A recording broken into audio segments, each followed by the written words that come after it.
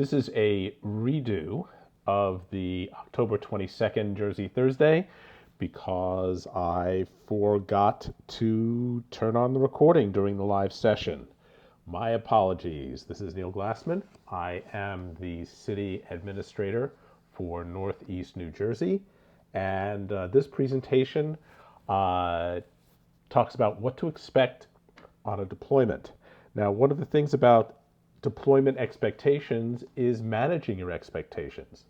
Part of it is for you to be ready, to be deployment ready. We'll talk briefly about what that means. We'll talk about the mobilization process that you need to follow carefully, and it's a step-by-step process that enables you to register your availability for an operation, and if you're chosen, we'll get you the directions to get out there. And then we'll talk about what actually happens a bit on the operation, including travel, what happens when you get there, the various amenities, some rules and regulations, and then we'll follow up with some things related to what to do when you return home from an operation. All of this is very top level. Some of it is covered in TR 101, and other information is enhanced a bit and expanded upon in some of the links that I'll send you in the follow-up linkorama to the session. Now, there are not too many pictures of operations that I put in the presentation because I didn't want those to be a distraction from the messages that we're trying to deliver here. But I'll give you a link to the Team Rubicon Smug Mug where you can see hundreds of pictures of operations and look for people you might know on them. So what is deployment readiness? We've had separate presentations on that in the past, and again, I'll link to that a little bit in the linkorama. But there are some basics. There's taking TR 101 online, which I hope all of you have done. There's completing your background check, which again, I hope all of you have done. Background checks are free and easy. Medical insurance is required for all Team Rubicon operations. In fact, they're required for pretty much all in-person Team Rubicon events. It's self-reporting. You don't have to prove that you have medical insurance. We'll take your word for it. ICS 100 and ICS 700 are the core classes on the FEMA Incident Command System. Team Rubicon operates using that system for the structure of our operations. That structure, because we're using ICS, is the same as other volunteer organizations that are active in disaster, such as the Red Cross. It's also used by local and federal emergency managers, so that when we say we're operating by ICS and they're operating by ICS, we all understand the structure, we all understand the documentation of how we're operating, so that we can exchange information, do handoffs of tasks, etc. If you haven't done ICS 100, ICS 700, those are online classes, and those are strongly recommended.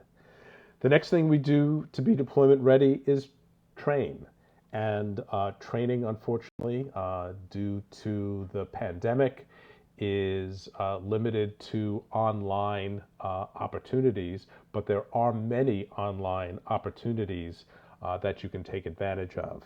That graph on the right is kind of the flow of classes that you could take for many different things once in-person classes are restored. But until then, we have two choices for online training opportunities. The first are self-paced classes. Those you take at your convenience on your own. They run anywhere from about a half an hour or so up to about an hour. And some of them have tests at the end, which you can take as many times on your own until you get the passing score. But these are good self-paced classes that you can take when your time is available. There are also many classes in live virtual classrooms. Those are generally given on the weekend. Those run anywhere from a half a day to 2 full days with an instructor. You're in a virtual classroom with other students, generally from around the country. And sometimes there's a quiz or assessment that needs to get taken online after you've completed the training within a certain period of time after the training has ended. So those are the more in-depth opportunities. Again, we'll send you a link in Linkorama to those opportunities and how to take advantage of them. It's important for you to stay ready in between deployments and to stay ready to deploy. Be sure on roll call that your information is complete and up to date. Even the fields that don't say they're required probably should be fields that you're filling in. Keep your go bag packed. That doesn't mean that everything that you might take with you on an operation needs to be sitting in one place. You might be needing some of that stuff every now and then for something else. But if you pull something from your Team Rubicon packing list that you will need an operation, don't forget where you've put them. You don't want to end up on an op without your boots or your sleeping bag or something like that because you took it out and put it in the trunk of your car. Make a plan at home. Make sure that everything is in order. If you're going to be away next week on an operation and there's a car payment due, make sure that gets taken care of. You want to work things out with your boss and with your family members because when you come back, you don't want to come back to your boss being surprised, where were you for a week? And you don't want to create hardship for your family. So work out those details on all aspects of your non-TR life and to generally be sure that your deployment is a positive experience for you with no negative consequences upon your return. Now, I'm going to provide in the Linkorama a domestic gear packing list that has suggestions for what to bring with you on a domestic operation rather than spending the time now going through every detail. I think you'll find this list useful. It not only includes what I would bring, but lots of suggestions from other Greyshirts who have gone out in the field over time. It's important for you to know what the mobilization process consists of. The mobilization process is the way in which you're notified that there's an operation for which you may qualify to serve, for you to register your availability with our mobilization team, and ultimately for you to either get dispatch instructions and be deployed to the operation, or for some reason being asked to stand down. We'll go through all of these things. Each of the items in red with the Team Rubicon logo are things that are going to come at you, and everything in yellow with the picture of the TR Greyshirt are things that are actions that you're going to have to take to make sure that you're in the mobilization process. So the first step is either a warno or a call to action. A warno is the warning order that is issued when an operation is about to spin up. The operation has yet to be spun up, in part because the determination has to be made as to how many Greyshirts are available to deploy. A call to action is when an operation is already spun up, or it's continuing, or more Greyshirts are needed. The message that you'll get is the same. It's just the trigger for them is a little bit different. The warno coming before the operation is actually started, or the call to action is once the operation is already taking place. You'll receive your notification by email and text message, making it a little more difficult to find, excuse me, a little more difficult to lose if the email happens to go into your spam folder. If there is a text message, take a look at your spam folder. You may see a TR email there. Now, for operations in which you are asked if you're available and you're within 450 miles, generally you'll be expected to drive either by yourself or sharing a ride with another gray shirt with arrangements that you would make. On a national operation, if more gray shirts are needed than may be available within that 450-mile radius, gray shirts may be flown in at Team Rubicon's expense to participate in the operation.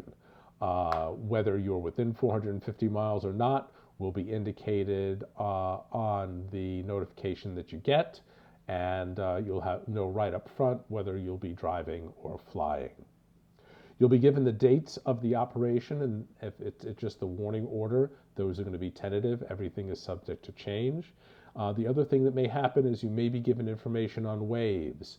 A wave is movement of a number of gray shirts in and or out of an operation. So, for example, on a national operation, if you're going to be flying in and out, you'll be flying in and out generally in and out on one Saturday, and in on Saturday and then out the following Saturday.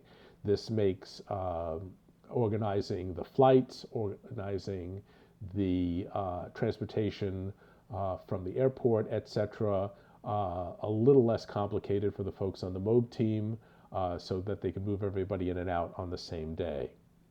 There's going to be a registration link, and that link is going to be found on the text message and email, and that will take you to roll call, where you will actually register your availability for the operation. Use that link. Don't use a link that you happen to bump into on the sit room on Facebook. However, you can search roll call for active operations, and if you find a link for an active operation and you are eligible, you will be able to register from that link on roll call directly, but generally it's the link on the call to action email or text message that you should be using. Complete all the requested information on all of the screens regarding your travel details and the dates or waves that you'll be available. Now, if something happens once you've submitted your availability, you're able to go back to the link on roll call. You could find it by searching My Events, because now you've registered for it. When you go into the My Events tab, you'll see the operations for which you've registered, and you can make changes. It's best to make the changes in your registration as soon as you're aware of them, rather waiting until after perhaps you're asked to reconfirm, so that your most current information always remains in the mobilization process. The next step is that you will be asked to either reconfirm or to stand down. Registering for an operation does not necessarily guarantee deployment. However, if you have reconfirmed, that does increase the probability that you will be asked to participate.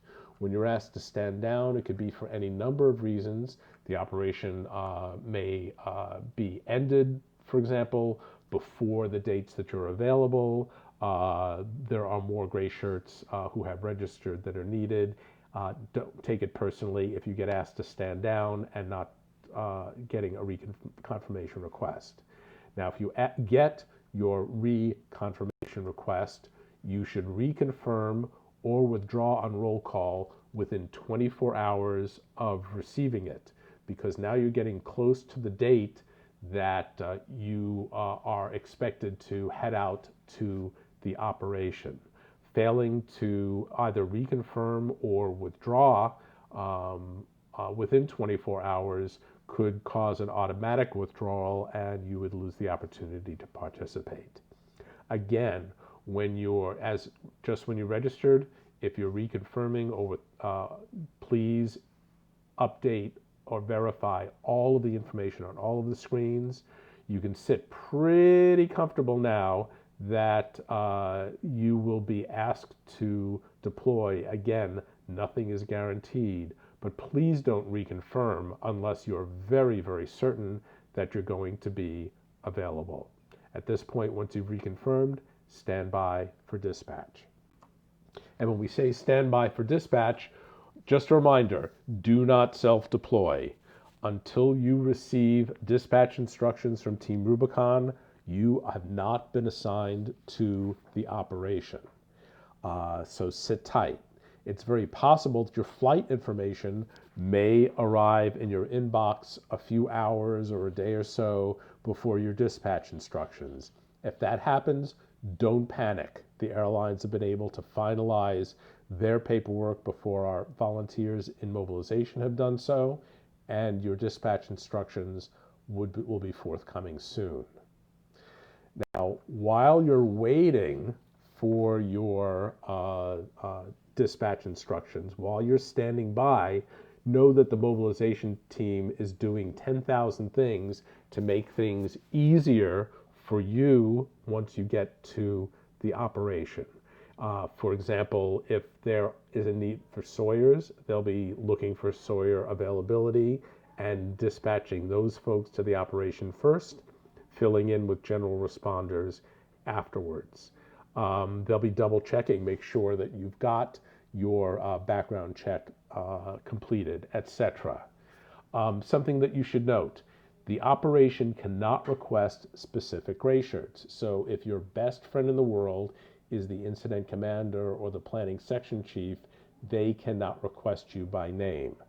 On the other hand, on the converse to that, you cannot request a specific role at an operation. For example, if you're a Sawyer and you're dispatched to the operation, you may or may not have the opportunity to use those Sawyer skills. But remember, everyone has a job. Know it. Your talents will be put to good use, and you would have opportunities to use those specialized skills on other operations down the road. Again, while you're waiting, be chill, relax. You may not actually get your dispatch instructions until about a day or two prior to the date of departure. Again, mobilization is working on 10,000 things at once. Please be patient. Also remember that registering does not guarantee deployment. You may get asked to stand down at the last moment for factors, again, has nothing to do with you. Don't take it personally. You can sign up for additional operations while you're waiting to hear about being dispatched to an operation that you've already signed up for. Mobilization will deconflict those two. So if there's a national operation that you would like to go to and a more local territory operation that you want to put your, throw your gray hat into the ring for, you can certainly register your interest and availability for both, especially if it's on different dates. But even if it's the same dates, national will dispatch, mobilization will dispatch you to where you're most in need. And while you're in this phase where you've been asked to reconfirm, please be sure to keep an eye on your email and your junk folder and your messages, because your notification may come unexpectedly. Another way to check is you can look on roll call in My Events, and you will be able to see what your status for the particular operation is in real time. So bang, you are getting your dispatch instructions, or unfortunately a note to stand down. Okay, if you're getting your dispatch instructions, it may be just a day or two prior to your departure date. Read those carefully. Do everything it asks you to do. Okay, there are going to be some specific directions, especially related to travel if you're flying. If you can't find your dispatch email, if after you've read it and sort of memorized it, but your memory is beginning to fade, go to roll call, go to My Events, look at the operation. All of the information in your dispatch email will be there. Some important things to remember when you're mobilizing. Show up. Don't be a dick. Disaster survivors and your fellow gray shirts are counting on you to be there. You've had the opportunity to register your availability. When you were asked to reconfirm, you had the opportunity to withdraw if you weren't certain if you were going to be able to participate. Now, we do recognize that the unexpected happens. If for whatever reason you can't go to the operation, if you've not gotten your dispatch instructions yet, you can go to roll call, go to my events, and withdraw. No harm, no foul. If you have your dispatch instructions, the first step to take is to contact the point of contact that's listed in your dispatch instructions and let them know that you will be unable to attend, and from there you'll get further instructions on how to proceed.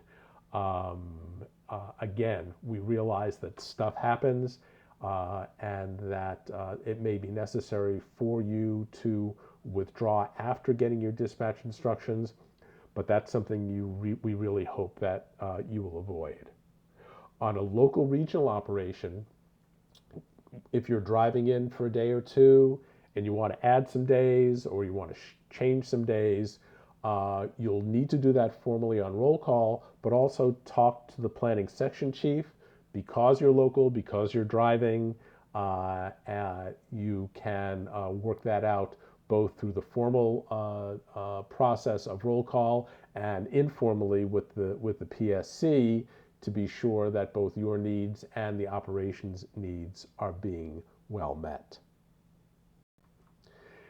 If you've come back from an operation and you want to go back again, you can go to the original email that you got from the warning order or the call to action and use that link to register again.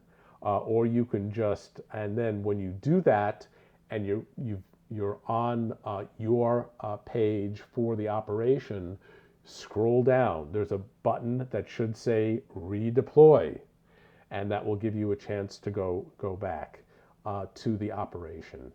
One of the things to keep in mind, especially with COVID requirements, if you're on an operation for a period of time, let's say you're there for a full week, you may need to be self-quarantining for a period of time. But even outside of pandemic regulations, generally if you're on an operation for a week, it's great to change your socks for a week, and you may not see that redeployment opportunity immediately after your return, but it will pop up after a while if there are still opportunities for you to redeploy. Let's look at other questions about operations, what happens there. There are two big questions, two categories of questions that gray shirts ask about operations. And we'll talk about the second bucket of questions a little later in the presentation, but the first bucket of questions has one answer. It depends. A lot really depends on the size of the operation, what the mission is that is being accomplished on the operation, how many gray shirts are needed, changes in weather. If, as we experienced recently while we were doing a hurricane response, another hurricane landed in the affected area. So lots of things can change. Availability of resources on the ground during the operation can be different from operation to operation. So semper gumby, always be flexible, and know that what we're talking about from here to the end of the presentation are all subject to the variables of the particular operation. Now, this is not what you're going to see at the airport if you are flying to an operation. This is actually from Operation Hard Hustle in 2017, when American Airlines provided us with full airplanes to send gray shirts from major hubs to Houston. This is unusual. This is not what's going to happen. We ask that you wear your gray shirt or some other TR logo stuff when you're flying to make it easier for you to spot other gray shirts who might be at the airport with you, either from your original airport of departure, or if you're changing planes, and often with TR operations, you are going to be changing planes. You can meet up with them at the airport, or most likely, when you land, you'll be able to quickly identify other gray shirts and follow the dispatch instructions to get from the airport to the fob or wherever it is you've been instructed to go to. So be prepared to travel solo, but as you do travel, you'll be able to encounter some of the most awesome people that you'll ever meet in your life. Now, this may be your welcome to an operation. When you get there, if you're landing and numerous other people are arriving at the site during the course of several hours, you're likely to be asked to wait a little bit while things get organized for you. Again, it's a chance to meet some of the most awesome people you'll ever meet in your life, share some stories, maybe grab a snack, but fear not, you will be given a place to sleep, you will be given instructions, and you will be taken care of. If you're arriving at a local operation, especially your first day, if you're driving in, you'll probably hit the morning briefing because you'll be getting there early, and you'll be moving right into the operation workflow and the operation tempo, and things like where are you going to sleep and where are the showers, etc. Answers to those questions may get deferred until later in the day. Billeting where you're sleeping can take any number of shapes. It can be a gymnasium, it could be a classroom, it could be the picture in the upper right hand corner is a bay of a firehouse. It all depends on what's available to us. Now, these days, with COVID precautions being taken, where the bunks are those really comfortable Red Cross cots are spaced further apart, with gray shirts sleeping head to foot. And there are other kinds of social distancing precautions that take place during billeting during the pandemic. We've been very, very fortunate that our operations have not spread COVID. We don't have any reports of gray shirts picking up the virus on a TR disaster response. We have had a small handful of folks who have contracted COVID-19 on our medical responses, but considering the number of gray shirts out there and the number of reports that we've gotten, we've been very, very fortunate. If you remember from TR 101 and other classes, the number one thing that we pay attention to on operations is safety, and that is doubly true during the pandemic.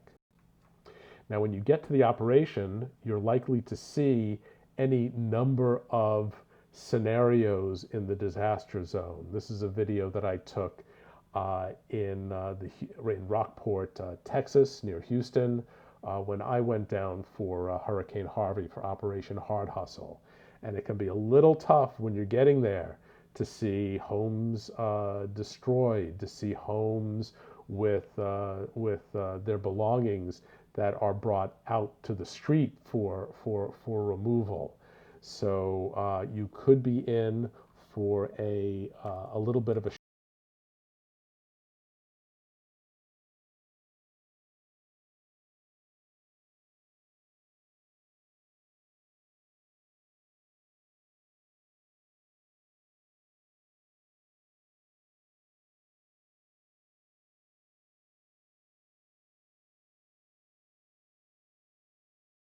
shock on your first operation. You could and then when you actually get assigned tasks, if you're doing muck outs, the conditions inside and outside can be quite intense. But let's look at the picture in the lower right-hand corner, because that reminds us why we're doing all of this. The reason we're doing all of this is because of that homeowner. That homeowner probably had everything inside of his home destroyed by the flood. We're in the process of carrying that out to the curb. So we're taking his possessions out, but we're leaving behind hope. We're getting him on the road to recovery, and we can feel really good about that. That's our mission. Our mission is to help individual homeowners recover from the worst day of their lives. And we can have a positive experience while we're doing that. And in the photo in the upper right, you may not think that shoveling wet insulation material is going to be a great day for you. Well, you're wrong. Do it for a day, see how you feel afterwards, with the companionship of the Greyshirts around you, and the feeling of satisfaction and accomplishment that you can have at the end of the day. Now, I'm getting to the second bucket of questions. The first bucket, the answer will always start with, it depends. For the second half of the bucket, the answer is, look at the 204. Now, if you haven't taken ICS 100 and 700, you may be wondering, what is the 204? Well, the 204 is a set of pages from the that are posted on the operation, from the IAP, and it lists what each strike team is going to be doing on a particular day. Now, these can be posted, they're generally posted the evening before or very early in the morning of the day that you're going out there, and it will have your name on it. They'll be posted on a board with the other elements of the incident action plan, the IAP. So when it gets posted, everybody kind of runs up to the board to see what strike team they're on that day, who else is on the team. That can change from day to day depending upon the needs and resources available at the operation. And it'll list your tasks for the day, and is generally going to tell you what you're going to be doing that day, the next day. If the 204s get posted at a reasonable hour, and they generally do, it's your opportunity to do a little schmoozing with the Greyshirts who you'll be working with the next day. So you can start the team building, even if they're total strangers. The next day when you hit that first location, you'll probably be a team in about 14 or 15 seconds, but it's always great to match names with faces before you start heading out there. At the end of the day, we have the campfire. This one seems a little bit staged. This doesn't look like everybody is totally exhausted from a day out in the field. But we have the campfire. It generally happens after dinner. And after dinner, we sit around. We'll share stories with each other. We'll talk about the day. We'll get to know each other a little bit better. The beer flag will go up. And we do allow reasonable consumption of beer and wine. Team Rubicon will pay for 2 drinks, 2 beers, or two glasses of wine for you. Sparkling cider also I've seen on some operations by request. We are very strict about an 8-hour bottle to throttle rule. So if wake up is at 6 a.m., no Greyshirts can partake of alcohol starting at 10 p.m. We're pretty strict about that.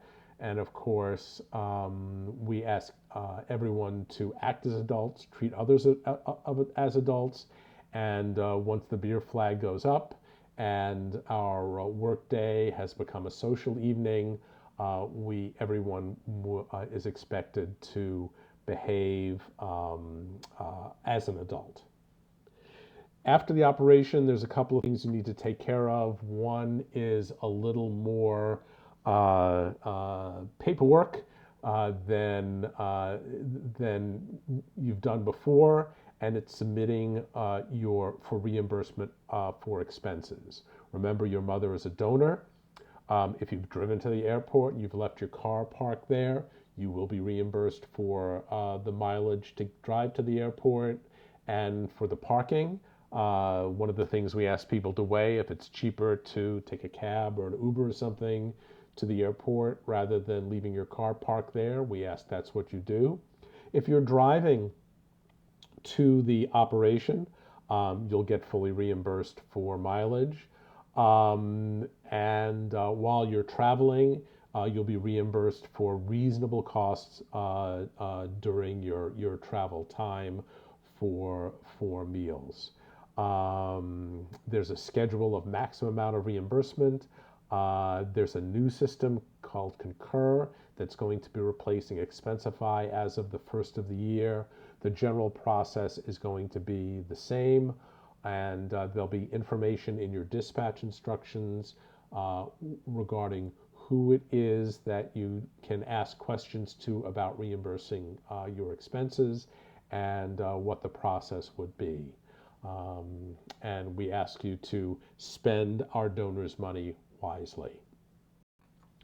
Finally, when you get back, you should know that you've accomplished something spectacular by helping survivors of disasters recover from that disaster and move on from the worst day of their life. But one of the things you have to remember is that you've been impacted also. You've perhaps seen things along the lines of things you've never seen before. You may have built some strong friendships with other Greyshirts, and suddenly those Greyshirts are not with you out there in the field working side by side. So one of the things that's really important to do when you return is to take care of yourself. You need to take care of yourself before you can take care of others. The post-deployment blues, well, that's real, and everybody feels them. Some feel them more than others. If you have the post-deployment blues, you can go to turn to other Greyshirts, maybe local Greyshirts, Greyshirts who perhaps have been on the operation with you. And on roll call, there's a list of resources for Team Rubicon wellness folks. Those those folks are available to help you kick the post-deployment blues, and if you're feeling particularly low, to help you find other resources to help you get to the other side. You've done amazing things on the operation, and we want you well physically and mentally for the next operation and for that family and job that you've returned to.